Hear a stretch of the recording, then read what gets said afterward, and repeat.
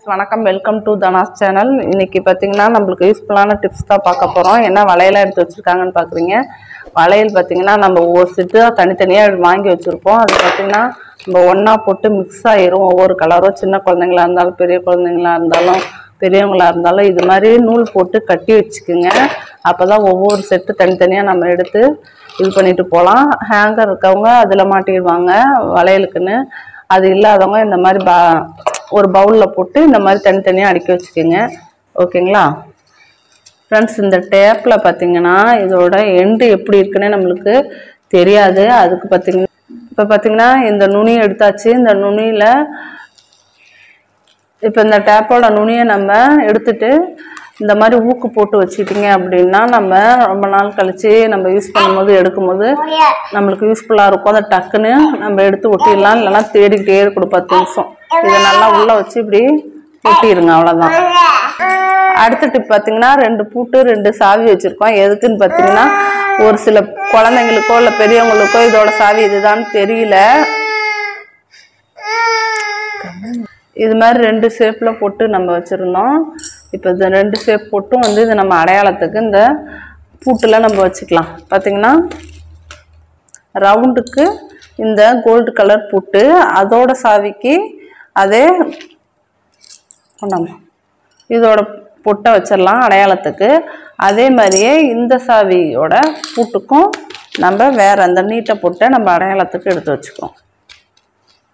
இந்த மாதிரி நீங்களும் ட்ரை பண்ணி பாருங்கள். குழந்தைங்க வீட்டில் விட்டு போனோம்னா எதுக்கு எந்த சாவின்னு தெரியாமல் தடுமாறுவாங்க. அதனால் நமக்கு கொஞ்சம் யூஸ்ஃபுல்லாக இருக்கும்.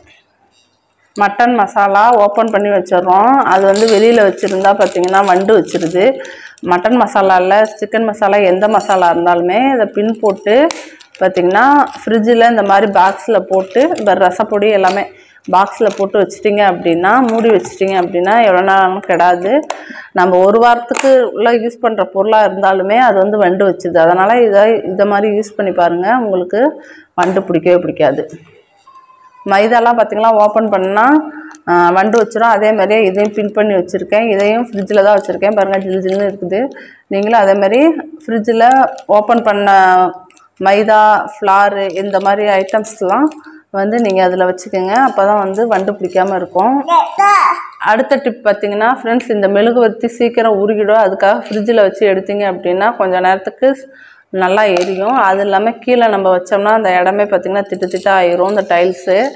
அதுக்கு இந்த மாதிரி வேஸ்ட்டான டப்பாவை இருக்குது பார்த்திங்களா, அதில் வச்சிங்கன்னா உங்களுக்கு நல்லா நேராக இருக்கும். எந்த டேமேஜும் நம்மளுக்கு வந்து இதில் இருக்காது, டைல்ஸில். ஃப்ரெண்ட்ஸ், இந்த மாதிரி மரக்கரண்டி வந்து யூஸ் பண்ணிக்கிங்க. அப்போ தான் வந்து ஜாமான்லாம் கீறல் விழுவாது. இது பார்த்திங்கன்னா இந்த மழை நாளில் வெள்ளை வெள்ளையாக இருக்கும்.